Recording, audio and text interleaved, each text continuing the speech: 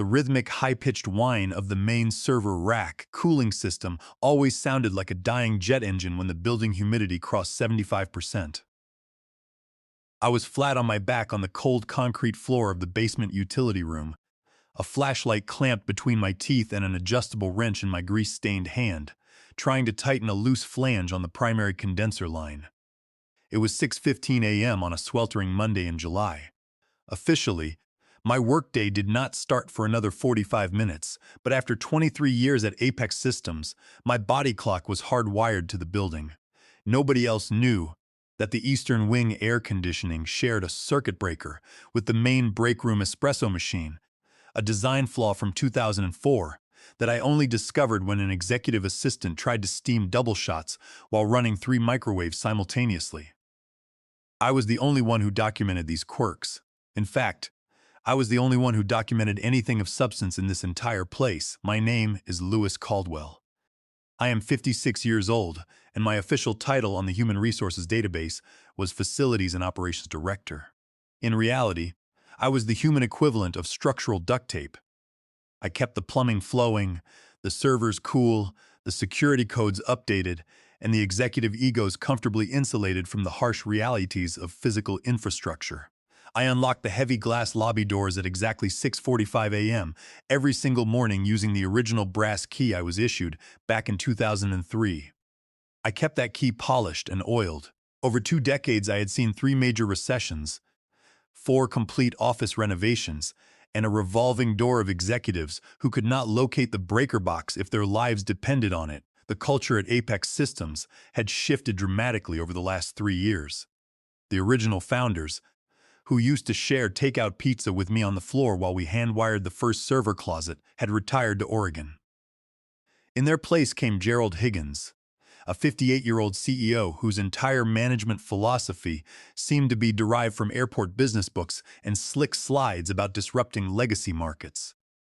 Gerald wore suits that cost more than my first truck and spoke in a rapid-fire corporate dialect that combined aggression with absolute ignorance of how the company actually functioned.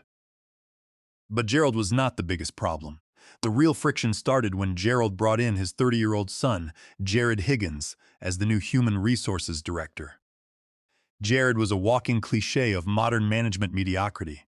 He had a master's degree in organizational psychology, a collection of expensive casual vests, and an absolute disdain for anyone who actually worked with their hands. Within his first month, Jared restructured the internal ticketing system, replacing my direct email with a convoluted portal that required 5 approval levels just to order light bulbs. He once spent 20 minutes explaining to me how virtual workspace environments were rendering physical storage obsolete, apparently unaware that the actual paper files for our corporate tax audits were stored in 40 cardboard boxes right behind his desk. I watched Jared and Gerald turn the office from a tight-knit group of dedicated professionals into a paranoid ecosystem of corporate politics. They were preparing Apex Systems for a highly publicized IPO, aiming for a $45 million valuation. To make the balance sheets look as lean as possible for investors, they began a quiet campaign of cutting operational costs. Experienced staff members were systematically replaced by underpaid fresh graduates who did not know the difference between a Cat6 cable and a telephone line. I could feel the ice cracking under my feet, but I kept my mouth shut and continued to do my job. I fixed the leaking pipes, reprogrammed the elevator codes, and made sure the building did not burn down. The hammer fell on a damp Tuesday afternoon. At exactly 4:55 p.m., just as I was packing up my tools after repairing a stubborn lock on the 3rd-floor conference room, my laptop chirped. It was a calendar invitation from Jared Higgins. The subject line was a masterclass in corporate cowardice, quick sync. No agenda, no details, just a 15-minute block scheduled for 9 a.m. the following morning in Conference Room B. I knew the drill. After 23 years, I had prepared the physical logistics for dozens of layoffs. I had changed the security badges, wiped the hard drives, and escorted crying employees to their cars. I never thought I would be the one sitting on the other side of the desk. At 9 a.m. sharp, I walked into the conference room.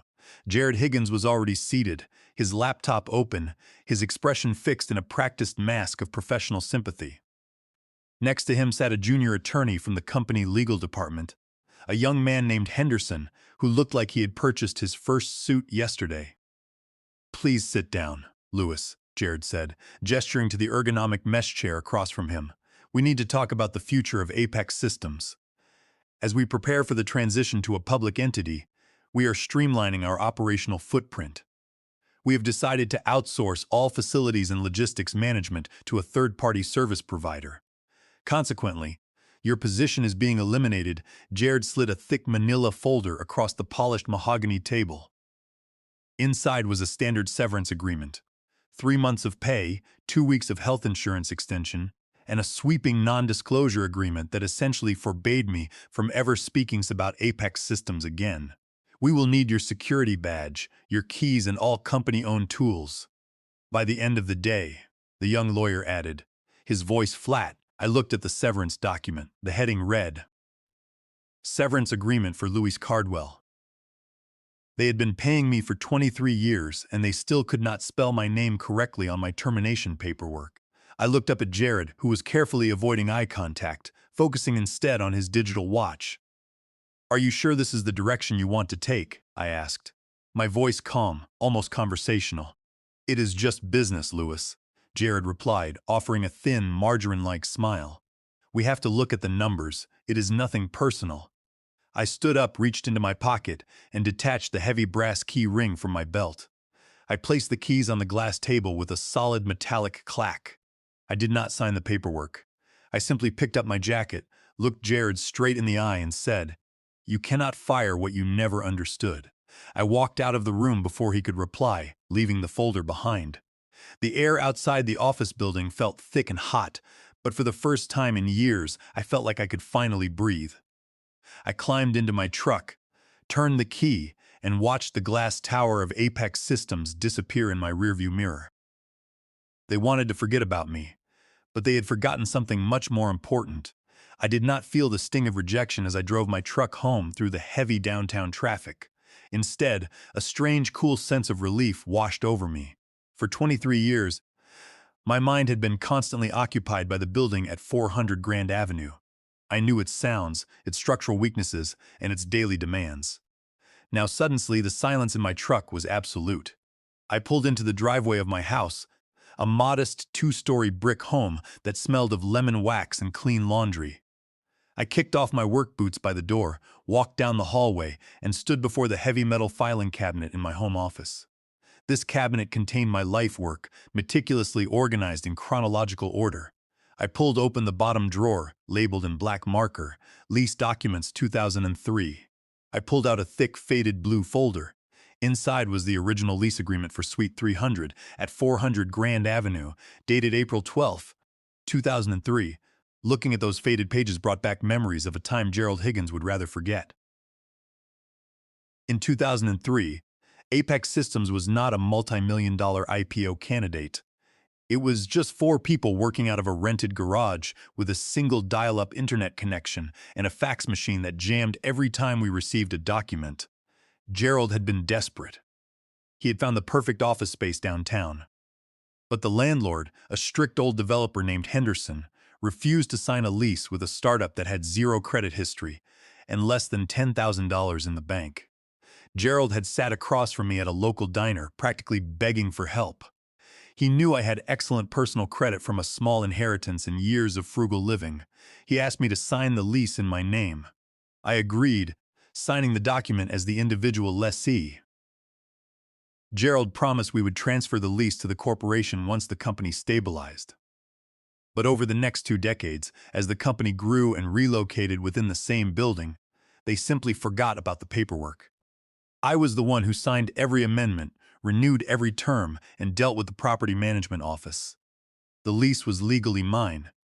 I sat at my kitchen table with a glass of unsweetened tea, carefully reviewing the original lease terms and the subsequent amendments. As I flipped through the pages, my eyes caught a document that looked unfamiliar. It was labeled Lease Amendment 4, dated March 14, 2026. According to this document, I had allegedly agreed to transfer all leaseholder rights from my personal name to Apex Systems, Inc. for a nominal consideration of $1. I stared at the signature line at the bottom of the page. My name was written in blue ink, but the handwriting was entirely wrong. The loop of the L was too narrow, and the slant of the C was completely different from my signature. I compared it to the security logbooks I had signed just weeks ago. It was a forgery, a clumsy, rushed imitation of my handwriting. I realized immediately what had happened. To prepare for the IPO, the investment underwriters would have demanded proof of long-term real estate assets.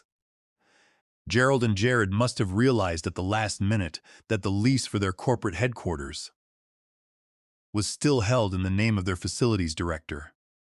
Instead of coming to me honestly and negotiating a transfer, Jared had decided to bypass the process entirely by forging my signature on the amendment.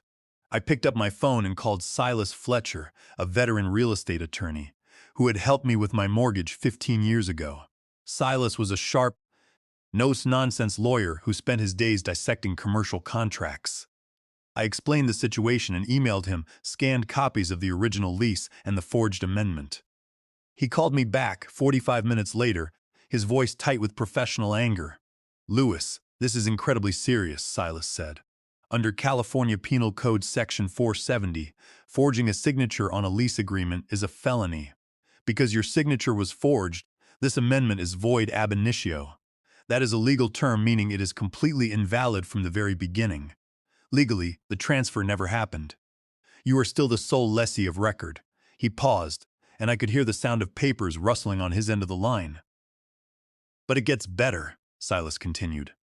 "I checked the expiration date on your last valid renewal from 2013. The lease term expired on July 1, 2026. Under Clause 12B of your agreement, the tenant must provide written notice of renewal at least 30 days prior to expiration. If no notice is received, the tenancy automatically converts to a month-to-month agreement. Did Apex Systems submit a formal renewal notice in June?" "They were too busy preparing the IPO roadshow," I replied. "They did not submit anything." "Then legally you are currently holding a month-to-month tenancy for Suite 300, Silas said. "And as the sole C, you have the absolute right to terminate this tenancy by giving the landlord a 30-day notice to vacate. Apex Systems has no legal lease agreement with the building. They are, for all practical purposes, your subtenants on a month-to-month basis." A quiet, steady smile spread across my face. Jared Higgins had stood in the conference room and told me that my firing was just business, a matter of numbers on a spreadsheet. He had assumed I was just a disposable old man who kept the lights on. He had no idea that I held the legal authority to turn those lights off permanently. "I want to file a 30-day notice to terminate the tenancy," I told Silas. "I want to vacate the premises by August 31, 2026. I will draft the formal notice and send it to Thomas, the building property manager, this afternoon." Silas said, "But Lewis, once this notice is served, you need to be prepared. The moment the 30 days are up, Apex Systems will be trespassing on that property." "I am prepared, Silas," I said, leaning back in my chair. "In fact, I am looking forward to it." I hung up the phone and stared out the window at the garden. The sun was beginning to set, casting long shadows across the grass. I had spent 23 years maintaining a building for people who did not even respect me enough to spell my name right. Now the law was on my side, and I was going to use it to reclaim my dignity. Finding a new tenant for Suite 300 was surprisingly easy. The real estate market in the downtown district was booming, and prime office space with upgraded electrical infrastructure was a rare commodity. I had personally spent $45,000 of the company budget over the years upgrading the server room, cooling, and installing dedicated fiber optic lines, investments that Gerald had complained about at the time, but now boasted about to potential investors. I knew the value of what I held. I contacted Biopulse Labs, a rapidly growing biotechnology startup that had recently secured $20 million in Series B funding. Their chief executive officer, Elena Rostova, was a pragmatic, no-nonsense executive who had been looking for a downtown headquarters to house her administrative team and a small clinical demonstration lab. I met Elena at a quiet coffee shop 2 blocks from the office. I laid out the original 2003 lease, the subsequent amendments, and the written confirmation from the property manager proving that Apex Systems had failed to renew the lease. Alina read the documents with a sharp, calculating gaze. She was impressed by the facility specifications, especially when I explained the backup generator system and the dedicated cooling lines I had personally designed and maintained. "This space is perfect for our needs, Lewis," Elena said, setting the papers down, "and the fact that the infrastructure is already maintained to such a high standard is a major plus. We are willing to sign a 5-year lease at $15,500 per month, which is 25% higher than what Apex Systems is currently paying." We agreed on the terms, and my attorney, Silas Fletcher, immediately began drafting the new lease agreement between myself, as the primary lessee, and Biopulse Labs as the incoming tenant, with the full consent of the building owner. Thomas, the property manager, was more than happy to facilitate the transition. He had grown tired of Gerald Higgins' constant complaints about building services and his frequent delays in paying the common area maintenance fees. When Thomas checked the system and confirmed that Apex Systems had indeed missed the June 1 deadline for lease renewal, he officially registered my 30-day notice to terminate the tenancy. With the new lease signed and locked in, I proceeded to the next step. As the sole legal lessee of the property, I had the right to evict any unauthorized occupants. Apex Systems was currently operating as a de facto subtenant, without a written sublease agreement, which was a material breach of the original lease terms. Furthermore, I discovered through the building security logs that Jared Higgins had recently rented out a corner section of the 3rd floor to a crypto consultant named Vance for $2 a month in cash, without my knowledge or consent. This unauthorized subletting was another clear violation. I filed the formal eviction paperwork with the county court, paying an extra $150 to expedite the processing. The court clerk stamped the documents, and a date was set for the official posting of the eviction notice. Meanwhile, back at the Apex Systems office, Jared Higgins was still operating under the assumption that he had successfully swept me aside. On a Friday morning, I received an email from Jared. The tone was characteristically arrogant. "Lewis," the email read, "we notice you have not yet provided the master access codes for the building security cameras and the main operations safe. Please reply with this information by the end of the day to ensure a smooth transition. Failure to comply may result in the withholding of your final severance payout." I sat at my computer and smiled. I clicked reply all, making sure the message went to Jared, Gerald, the entire executive board, and the lead underwriting representative from the investment bank managing their IPO.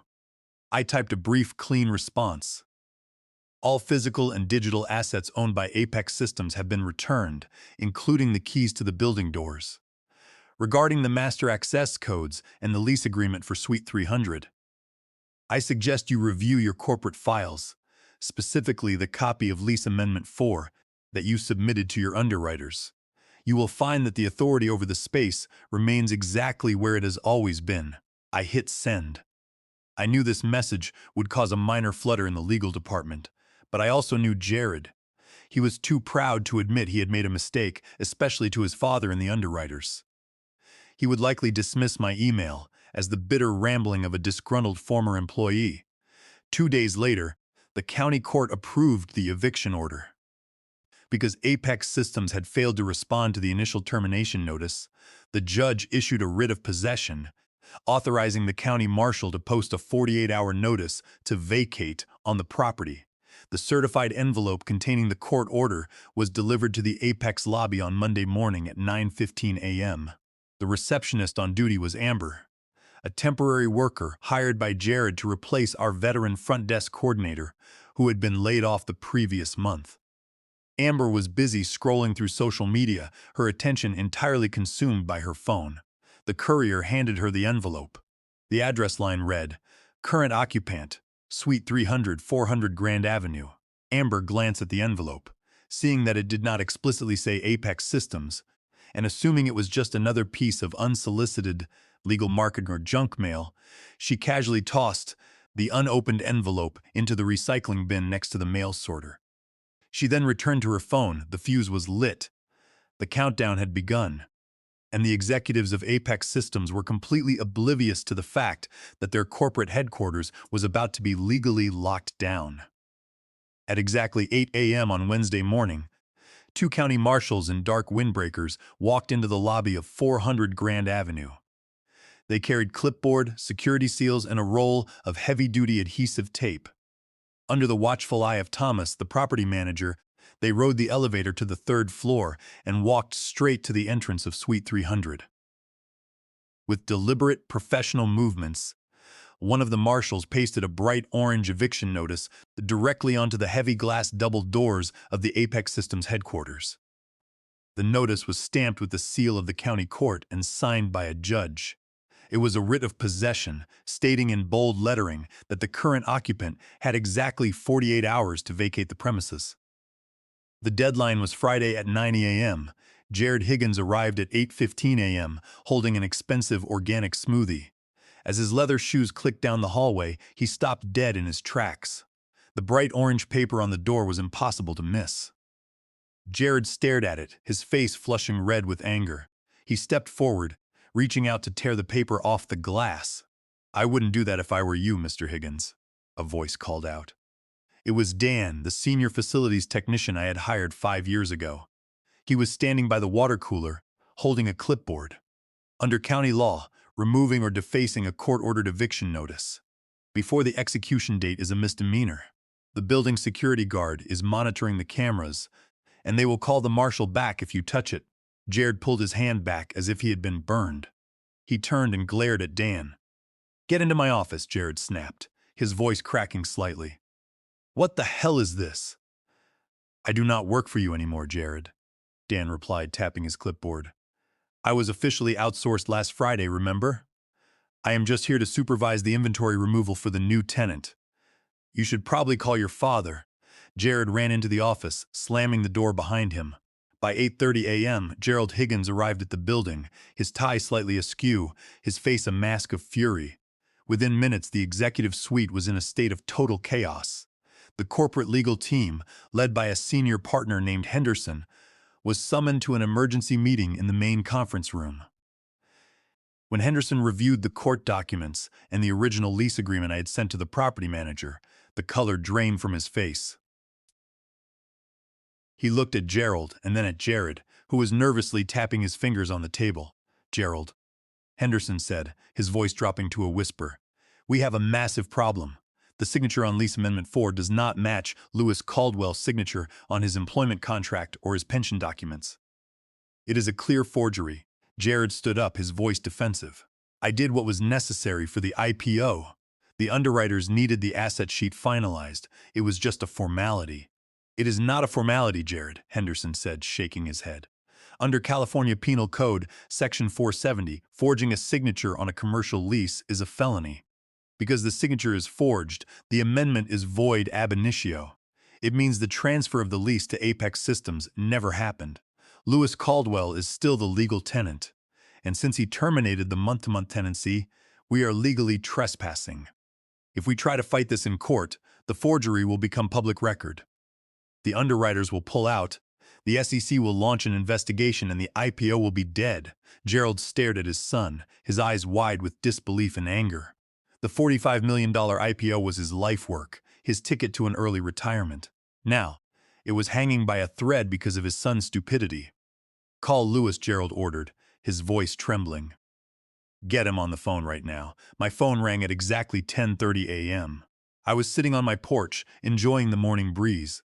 I answered and put the call on speaker, allowing Silas Fletcher, who was sitting next to me, to listen. "Lewis!" Gerald roared into the receiver. "What the hell do you think you are doing? You are trying to destroy this company. We will sue you for everything you have. We will file for an injunction. You are committing extortion." I took a slow sip of my coffee before replying. "I am not destroying anything, Gerald," I said, my voice calm and steady. "I am simply exercising my legal rights as the primary leaseholder of Suite 300. Your son forged my signature on a legal contract. That is a felony under California Penal Code Section 470. Because of his actions, your lease is void. You failed to renew the lease by the June 1 deadline, and I have terminated the month-to-month agreement. Listen to me, Lewis," Gerald pleaded, his tone shifting from anger to desperation. "We can work this out. We will pay you. We will double your severance. We will hire you back as a consultant at $120,000 a year. You just need to sign the lease transfer today. It is too late for that, Gerald, I said. The new lease has already been signed and notarized with Biopulse Labs. They are moving in on Monday. The property manager has already accepted their deposit. You have exactly 46 hours left to pack up your computers, your desks, and your files and vacate the building. If your staff is still there at 9 a.m. on Friday, the county marshal will lock the doors and seize everything inside as abandoned property. And if you attempt to file a fraudulent injunction, Silas will deliver the handwriting analysis and the forgery report directly to the district attorney and the Securities and Exchange Commission. The line went completely silent. I could hear the heavy, ragged breathing of a man who realized he had lost everything. "Have a good day, Gerald," I said, and clicked the end call button. I looked at Silas, who gave me a silent nod of approval. The clock was ticking, and the executives of Apex Systems had a lot of packing to do. By Friday morning at 8:30 a.m., the block outside 400 Grand Avenue looked like a disaster zone. Two large yellow U-Haul trucks were parked illegally mounted on the curb, their hazard lights flashing. A dozen moving contractors, along with several terrified-looking junior employees, were frantically wheeling Herman Miller office chairs, computer monitors, and cardboard boxes out of the lobby and loading them into the trucks. The scene was chaotic. The strategic relocation plan that Jared Higgins had hastily announced to the staff the previous day was fooling nobody. Jared stood on the sidewalk wearing dark sunglasses that were far too large for his face, holding a clipboard and barking orders at the movers. The trick-tunk, confident posture he had carried for 3 years was completely gone, replaced by a nervous, twitching energy. He kept looking down the street, expecting the county marshal to arrive at any moment. At 8:50 a.m., Gerald Higgins walked out of the building lobby.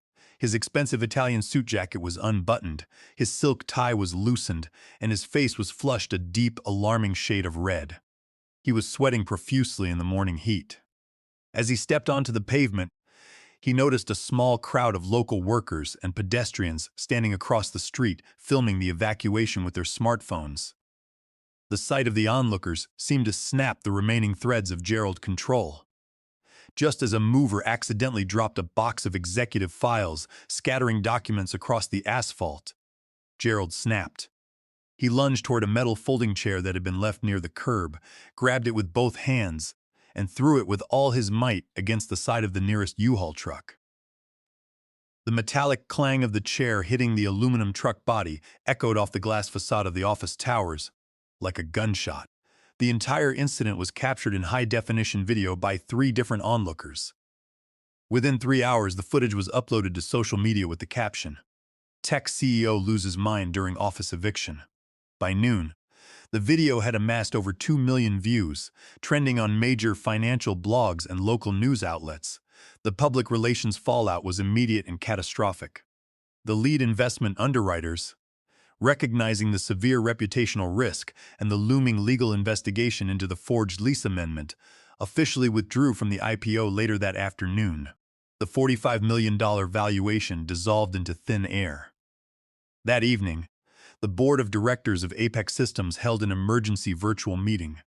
In a unanimous vote, they terminated Gerald Higgins' contract as chief executive officer for cause, stripped Jared Higgins of his position, and announced they would fully cooperate with the county district attorney regarding the forgery investigation to protect the company's remaining assets. While the empire they had built on corporate arrogance crumbled, I was enjoying a quiet morning in my garden. My phone had been buzzing with messages from former colleagues and local business contacts.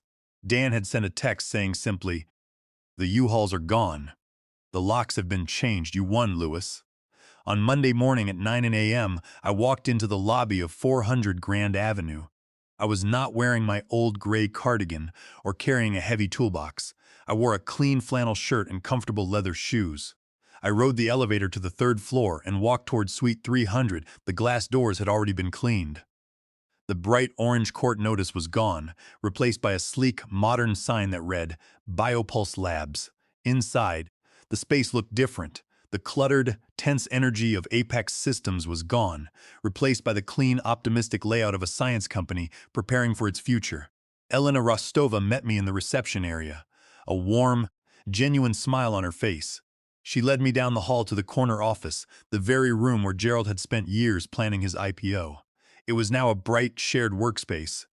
"Welcome back, Louis," Elena said, offering her hand. "We have already had our tech team review the server room, and they said the cooling system you designed is running flawlessly. We would like to formally offer you the position of Senior Operations and Facilities Consultant. The contract is for $8,500 per month, with flexible hours. We need someone who truly understands the bones of this building to guide us as we expand." I shook her hand. "I accept the offer," Elena, I said. Before I left, she handed me a beautifully wrapped gift basket filled with organic green tea, local honey, and a handwritten card. The card read, "Louis, thank you for giving us a home and a story we will never forget. We will take care of Suite 300. I walked back to my truck, placing the basket on the passenger seat. When I arrived home, I walked into the hallway and stood before the wall where my family photographs hung. Next to the framed copy of my first paycheck from 1981, I drove a small brass nail into the drywall. I reached into my pocket and pulled out the original brass key to Suite 300. I hung it on the nail. The key did not lock or unlock any doors for me anymore, but it stood there as a quiet trophy of a 23-year journey that had ended exactly as it should. I walked to the kitchen, poured myself a cup of hot tea, and looked out at the quiet garden.